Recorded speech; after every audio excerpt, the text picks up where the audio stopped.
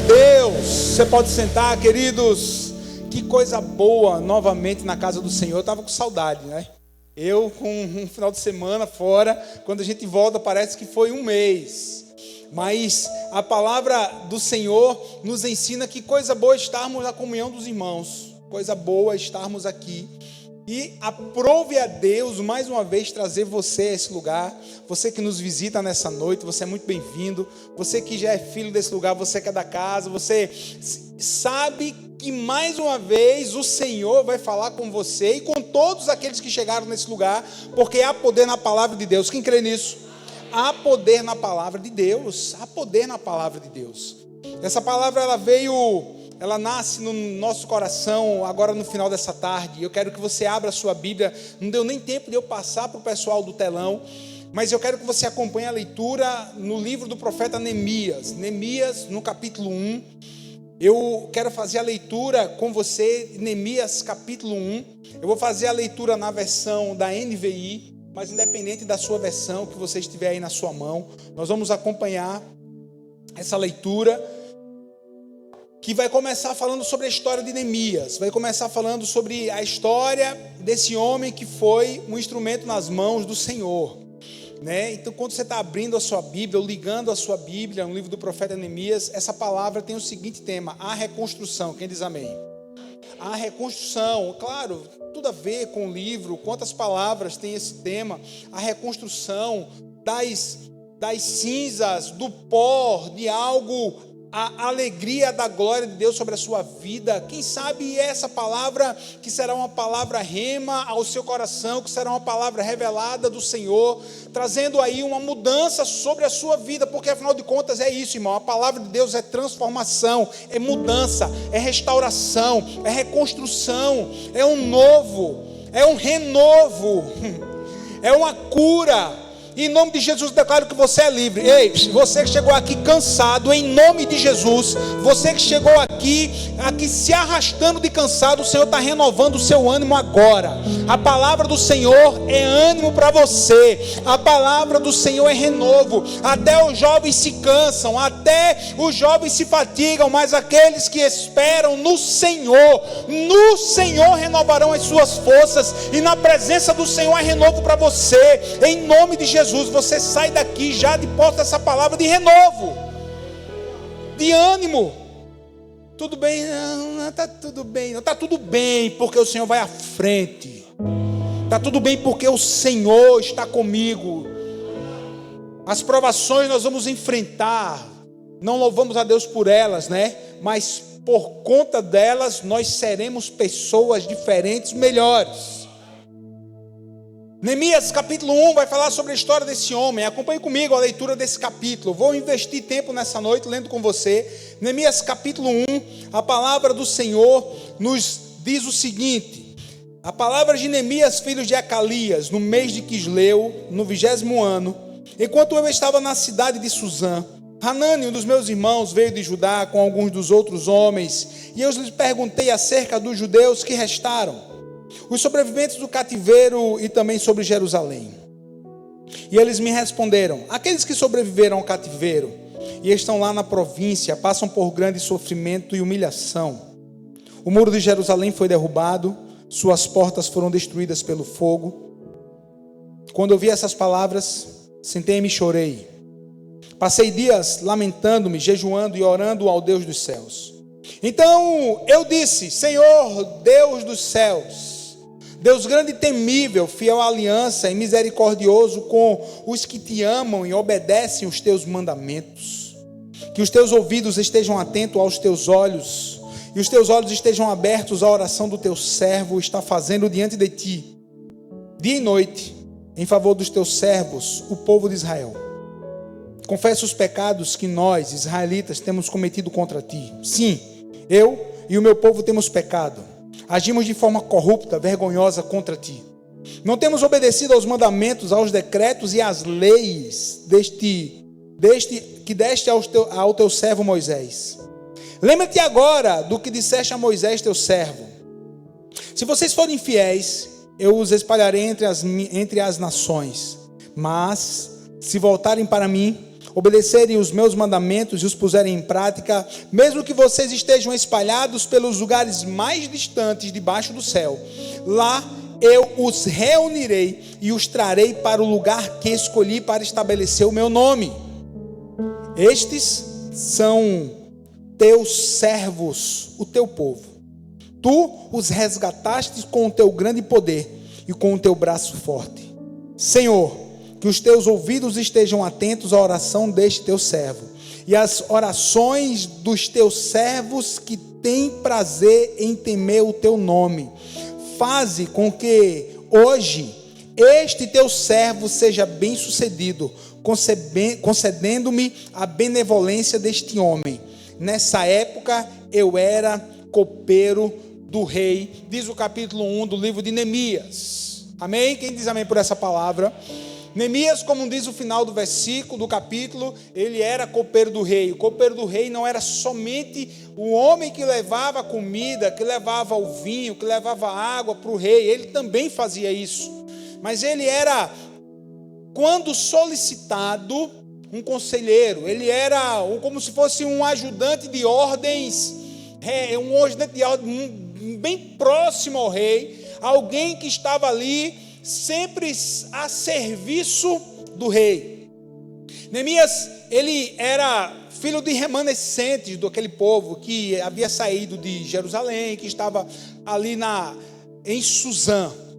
Mas a grande questão é, quando ele recebe a notícia, o diagnóstico de como estava a cidade, lembre-se, na linha do tempo já se passavam aí mais ou menos, para alguns historiadores aí, anos e anos, quase 80, se não me falha a memória, anos de diferença, desde que o povo havia saído, que o povo havia sido levado cativo, que os muros de Jerusalém estavam quebrados, que as portas estavam derrubadas, havia muito tempo. Mas Neemias estava lá cumprindo o seu propósito, cumprindo o seu papel ali de copeiro do rei, copeiro de um homem poderosíssimo na terra naquele momento. Ele estava no lugar certo, na hora certa, para cumprir o propósito certo. Ele estava lá porque havia um plano de Deus para que ele fosse um instrumento dele para a reconstrução dos muros e da cidade de Jerusalém. Quem diz amém por essa palavra? Haveria uma transformação a ser feita na cidade de Jerusalém. E Deus pode e tem o poder de transformar a sua história e a sua vida de uma forma como você não imagina.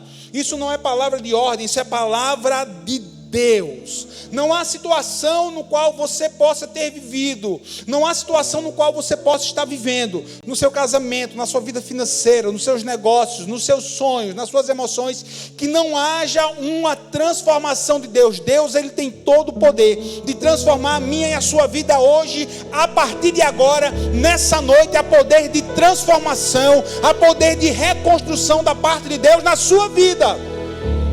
E eu confesso, queridos, que hoje eu passei boa parte da tarde pedindo uma palavra de família. Senhor, traz uma palavra de família, culto de família, deixa eu falar sobre famílias da Bíblia. Mas o Senhor disse não, hoje vai falar sobre reconstrução, vai falar hoje sobre reconstrução, porque existem pessoas que vão começar uma reconstrução na sua vida hoje,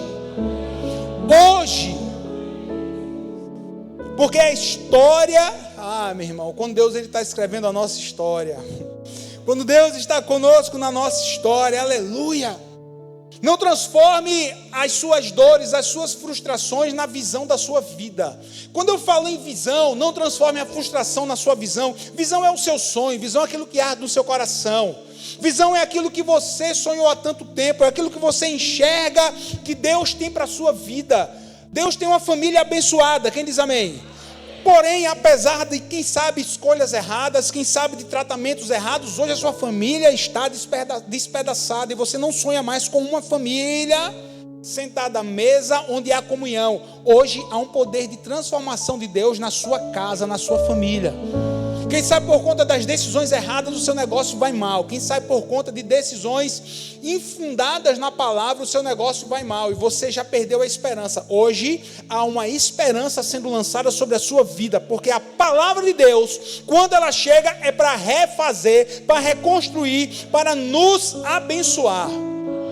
Então não transforme a sua visão Não transforme a sua frustração em visão. Não pense porque nada aconteceu que ainda não acontecerá. Meu Deus, que forte isso. Nada aconteceu ainda. Não estou vendo Deus trabalhar. Então não vai acontecer nada. Não, muito pelo contrário. O agir invisível de Deus está sobre a vida dos filhos. Muitas vezes nós não enxergamos a mão poderosa de Deus. Não é porque você não está enxergando porque quer dizer que Deus não está agindo. Ele está agindo. Ponto. Ponto, pastor, eu não acredito mais nisso. Hoje a sua fé está sendo renovada. Ponto final, a renovação para você hoje. A renovação, eu creio em tudo isso que a palavra de Deus está sendo ministrada sobre a nossa vida. Eu creio que serei surpreendido por Deus. Eu declaro que você será surpreendido por Deus, aleluia. Sobre essa mesma passagem que nós lemos sobre os muros de Jerusalém destruídos, as portas queimadas. Segundo o livro de Crônicas, capítulo 36, não precisa você abrir, versículo 19, escreveu o seguinte: os babilônicos incendiaram o templo de Deus, derrubaram o muro de Jerusalém, queimaram todos os palácios e destruíram os utensílios de valor que havia na cidade. Que situação difícil estava acontecendo em Jerusalém. O povo que havia recebido tantas promessas, como a oração de Neemias, estava passando por momentos terríveis. Só havia cinzas, portas queimadas, muro derrubado. Como nos diz o texto, o povo de Israel estava humilhado, o povo estava destruído, o povo estava espalhado. Imagine o sentimento das pessoas daquela nação. Imagine o sentimento no coração das famílias. Para muitos não havia mais esperança. Para muitos não havia mais como ser restaurada a cidade. Tudo era uma ruína. Ruínas. Ontem eu passei por um lugar onde me chamou a atenção que tinha apenas os muros do que antes, há muitos anos atrás, foi uma grande fábrica, numa cidade do interior de São Paulo. Só que hoje, parte estava lá dos muros ainda de pé, só a parte da fachada, e tinha uma ruína em outra parte do terreno. Aí eu parei assim, fiz aquela reflexão, né? O carro vindo, disse, nossa, é o retrato de algo que já foi, um dia recebeu tantas pessoas, abençoou tantas famílias, já aconteceu algo aqui de pujança no passado, mas hoje só tem as ruínas. O retrato de algo que já foi ontem, mas hoje não é mais. Hoje é algo totalmente devastado. Quem sabe a sua família já foi feliz, já foi alegre, mas hoje está em ruínas, cada um para um lado. Eu creio que há poder de reconstrução. Quem sabe o seu casamento, quem sabe suas finanças. Olha quantas vezes eu estou trazendo os mesmos pontos para a sua vida. Família, casamento, relacionamento, emoções, sonhos. Por que isso? Porque pessoas precisam sair daqui com essa palavra de vida, de reconstrução. Hoje é uma ruína, mas amanhã vai estar restaurado. Vai haver uma restauração. Vai haver uma reconstrução. Vai dar trabalho, filho. Sim ou não? Oxe, claro. Trabalho. Foram 5 anos. Vamos lá. Já adiantando aqui a parte da fita. Foram 52 dias de trabalho, de muito trabalho, até os muros serem reconstruídos. Sim, deu trabalho, mas no final, beleza, ficou pronto. Ficou pronto. Não importa o trabalho, não importa a quantidade de tempo que será investido, o que importa é que hoje é uma ruína, mas amanhã não será mais, os escombros serão tirados, vai haver renovação, vai haver uma renovação de amor, vai haver uma renovação de relacionamento de pais e filhos e pais, vai haver uma renovação de amor entre marido e esposa, haverá uma renovação de sonhos. Há poder, olha, há poder na palavra de Deus. A gente adorou aqui, há poder em teu nome, Jesus. E a equipe nem sabia o que eu ia pregar. Há poder em teu nome, Jesus. Ah, pastor, mas onde está Deus durante todo esse tempo de lágrimas, de sofrimento? Continua no mesmo lugar, sentado no seu alto e sublime trono. Não mandou desgraça, porque Ele não manda desgraça para a vida de ninguém. A desgraça vem do inimigo, vem do pecado, vem de um afastar de Deus. Mas eu estou aqui para dizer que Deus é Deus de novos começos. Eu estou aqui para dizer para você que Deus se importa. Eu estou aqui para dizer para você que quem sabe vive um momento hoje de desgaste, um momento de ruína. Eu estou aqui para lembrar você o Salmo 30, versículos 11 e 12.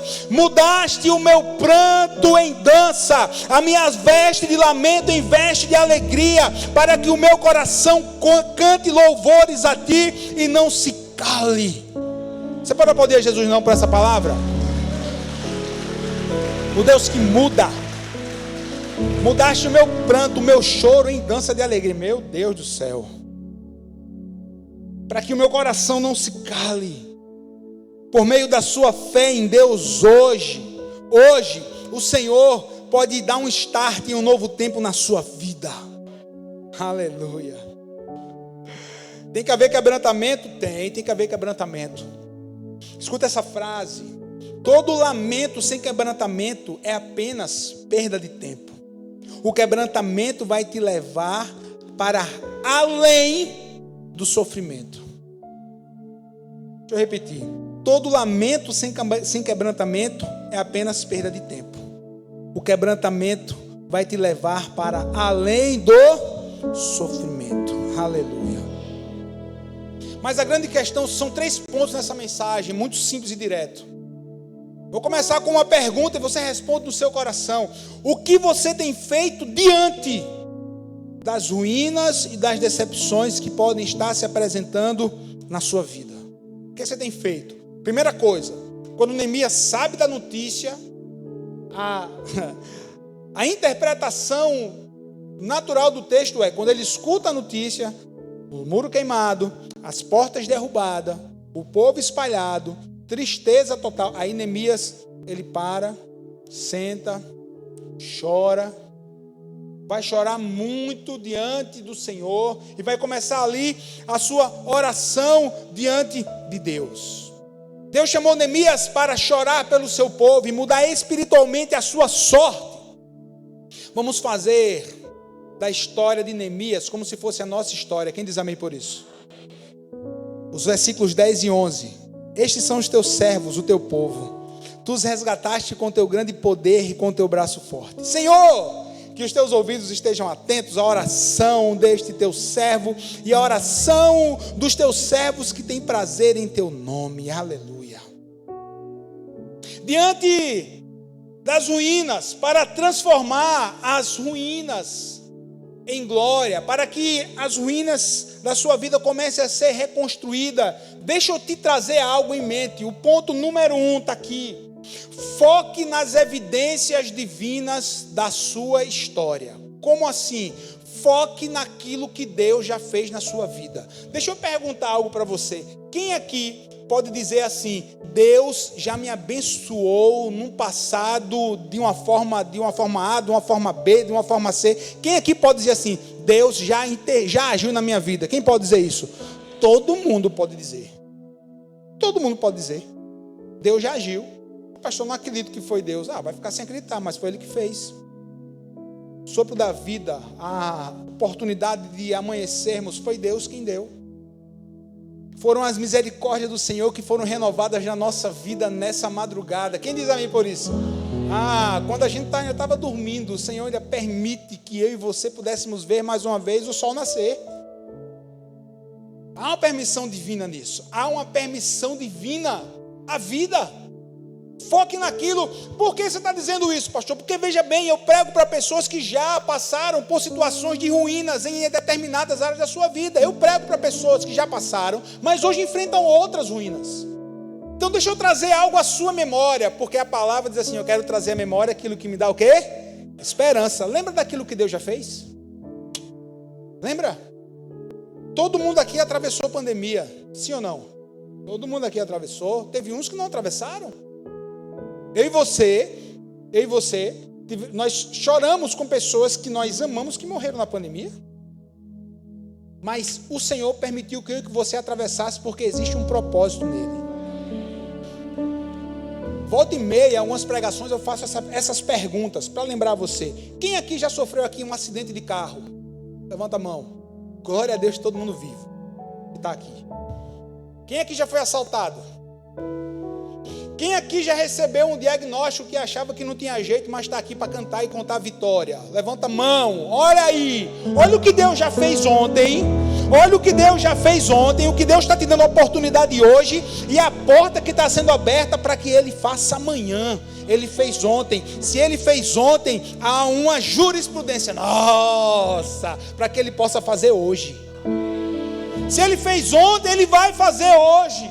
Porque eu estou trazendo as evidências do agir de Deus na minha história hoje, aleluia. O que Deus fez na sua vida é prova suficiente que Ele tem poder de continuar abrindo a tempestade, abrindo o caminho, te ajudando a atravessar os desertos hoje. Deus fez um dia, Ele fará novamente.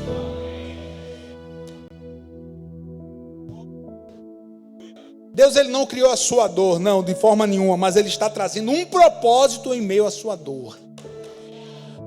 Está trazendo um propósito. Você é prova da bondade de Deus. Você é prova da bondade de Deus. Você que está aqui me assistindo através dessa transmissão, você está aqui pela misericórdia de Deus, porque você teria tantas opções para você estar online, mas o Espírito de Deus te colocou aqui nessa transmissão para você ouvir que você é prova da bondade de Deus. Deus te abençoou até o dia de hoje, Deus te abençoou até essa hora que você está ouvindo essa transmissão, e eu creio que há um poder de mudança, de transformação na sua vida, onde quer que você esteja, há poder no nome de Jesus. Aplauda Jesus, igreja, porque Deus está falando com algumas pessoas nessa hora. Aleluia! É interessante que tem uma versão de Neemias capítulo 1, versículo 11. Escuta essa versão. Senhor, que os teus ouvidos estejam atentos à oração deste teu servo e à oração dos teus servos que têm prazer em temer o seu nome. Escuta a oração daqueles que têm prazer de temer o teu nome. Prazer no temor, prazer no respeito, prazer na devoção, prazer na piedade a Deus. Se não fosse o Senhor, como amamos a esse Deus. Nos relacionamos com Deus através de Jesus, porque nós entendemos que Jesus, Ele é o caminho que nos leva a Deus. Nós entendemos que Jesus, o Filho de Deus que se fez carne, habitou entre nós. Que com a sua morte na cruz, o véu do templo foi rasgado de alto a baixo. E nós temos acesso a esse Deus Pai. E por isso nós tememos. O temor não é um medo, não. É uma alegria em servir e cumprir os seus propósitos. Querido, Deus é bom. Deixa eu te lembrar isso. Deus é bom. Quantos salmos a Bíblia não declara? O salmista declara assim: o Senhor é bom. O Senhor é bom para com Israel e para aqueles que o temem. Bom é o Senhor para os que esperam nele. Alegrai-vos no Senhor. Outra vez digo, o apóstolo Paulo vai dizer assim: regozijai-vos no Senhor. Alegria. A gente não usa mais esse termo, né? Regozijai-vos. Não, mas a gente diz assim: fica alegre, meu irmão. Esteja feliz, porque em Deus, em Cristo Jesus, nós encontramos o propósito. Porque em Cristo Jesus, nós podemos fazer nele a nossa única fonte de prazer. É Deus, velho. É Jesus. É Jesus. Tem tanta gente aí, tanta gente ainda que não encontrou, não teve um encontro real com Deus e está tentando encontrar prazer na vida. Prazer nas coisas da vida. Está tentando encontrar o prazer nos relacionamentos loucos, abusivos, descartáveis, superficiais. Gente que tenta encontrar o prazer da vida no dinheiro, na grana. E não estou falando fazendo apologia à pobreza, não. O dinheiro é muito bom. Mas quando nós temos satisfação em Deus, Ele não ocupa o primeiro lugar na nossa vida. Amém, irmão? De boa. Por favor. Tem pessoas que estão tentando encontrar o prazer da vida em tantas filosofias, na teologia. Cara, por favor. O versículo está dizendo assim: E tenha em Deus o prazer. Você não precisa de um prazer, você precisa de Deus. Porque em Deus, Ele irá suprir toda a alegria que o seu coração precisa. Prazer da presença, Senhor, quem já pisou no Santo dos Santos. Lembra aquela música? Eu amo essa canção, irmão. Quem já pisou no Santo dos Santos em outro lugar não sabe viver. Por quê? Por conta do prazer da presença.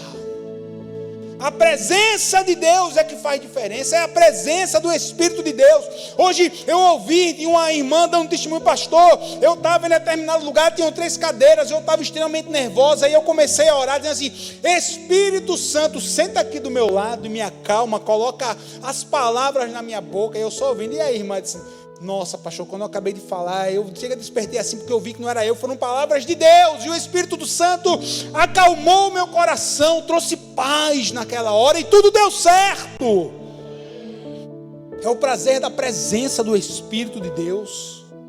Neemias, ele vai trazer aqui, olha aí, ó, os teus servos que têm prazer de temer o teu nome. Querido, Deus não é mais uma fonte, Ele é a única fonte. Ele é a única fonte. Jesus, no final da festa dos tabernáculos, ele vai dizer assim, aquele que tem sede, vem a mim e beba. Pô, escandalizou. Escandalizaram os religiosos, escandalizaram os das seitas.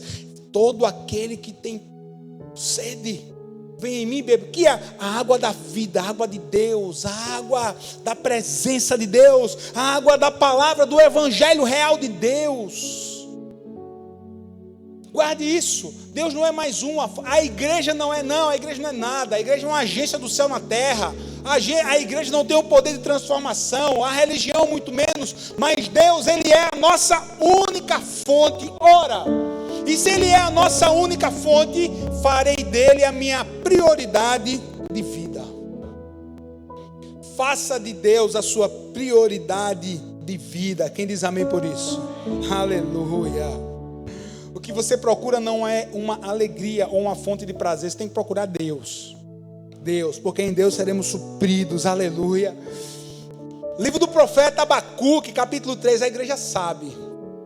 Capítulo 3, versículo 17 e 18. Mesmo não florescendo a figueira, não havendo uvas na videira, mesmo falhando a safra de azeitonas, não havendo produção de alimento nas lavouras, nem ovelhas no curral, nem bois nos estábulos, ainda assim eu exultarei no Senhor e me alegrarei no Deus da minha salvação. Aleluia.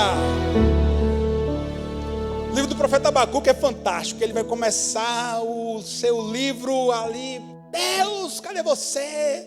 Deus, onde o Senhor está? Deus, o que é isso que a gente está passando? E vai terminar o livro dizendo isso. Você não estava enxergando. Não estava enxergando. Mesmo diante de uma situação tão difícil, mesmo diante do diagnóstico, mesmo diante da notícia que a conta está no vermelho, ou que a situação agora ficou difícil demais.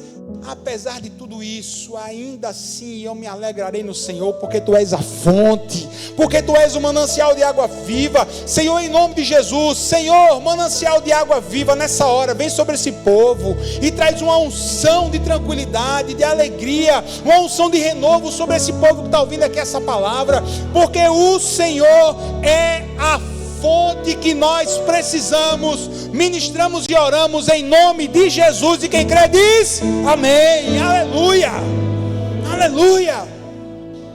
Ele é a nossa fonte. Para que você esteja aí diante das ruínas, quem sabe de alguma área da sua vida, para que elas sejam reconstruídas, restauradas, declare o poder de Deus.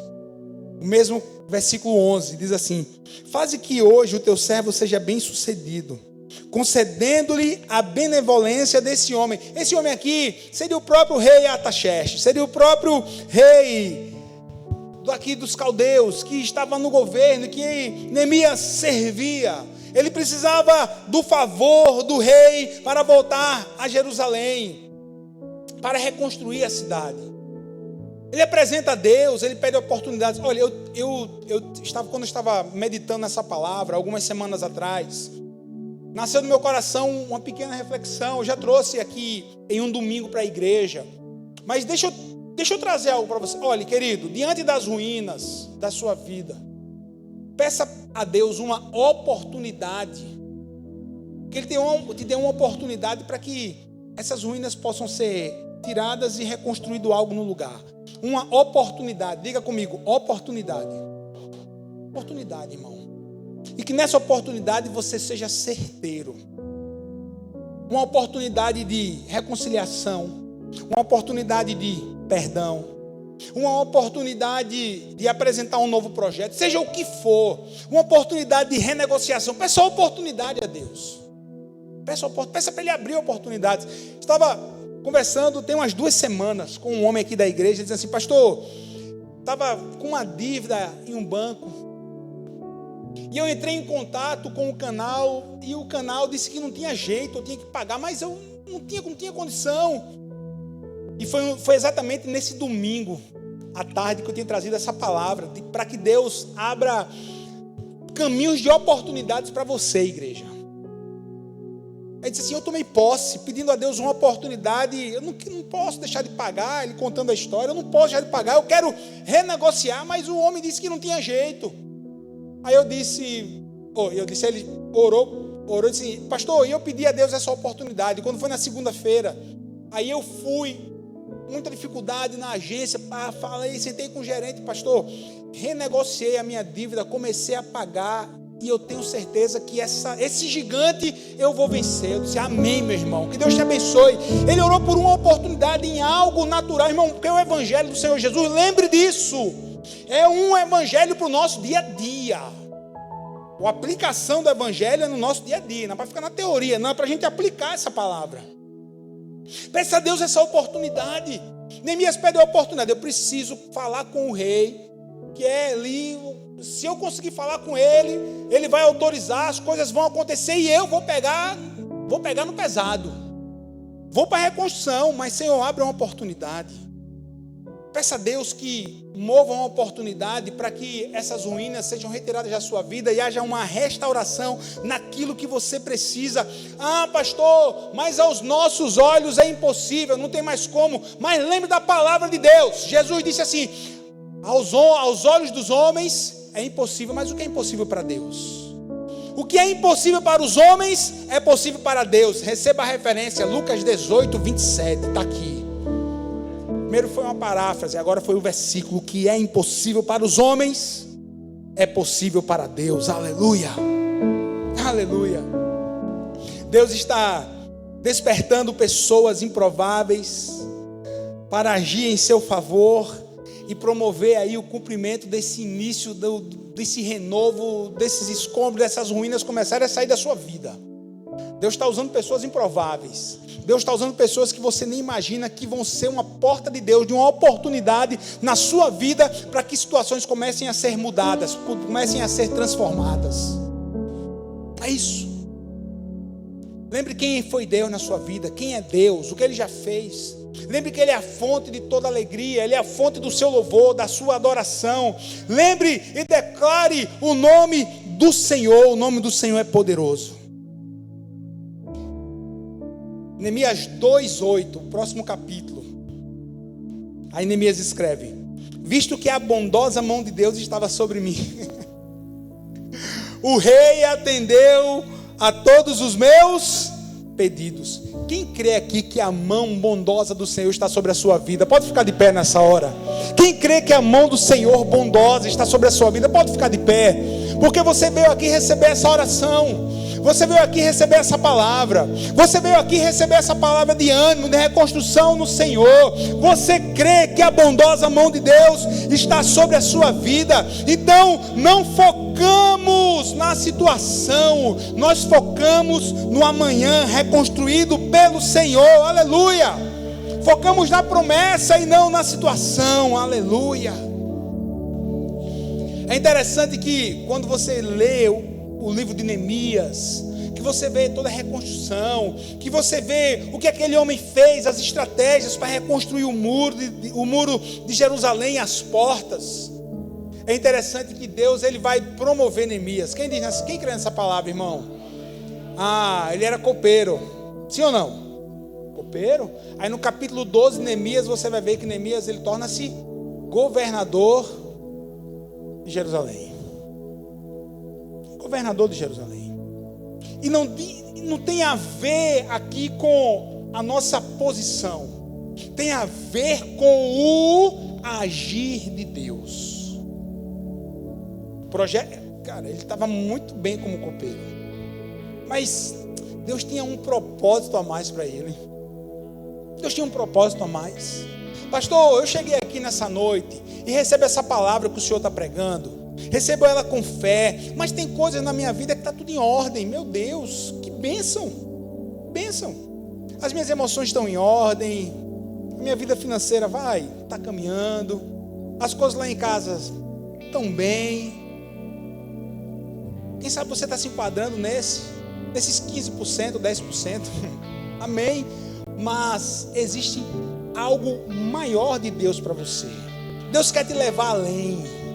Deus quer te levar além. E para aqueles que estão aí com alguma área de ruína, meu irmão, a palavra foi toda para você.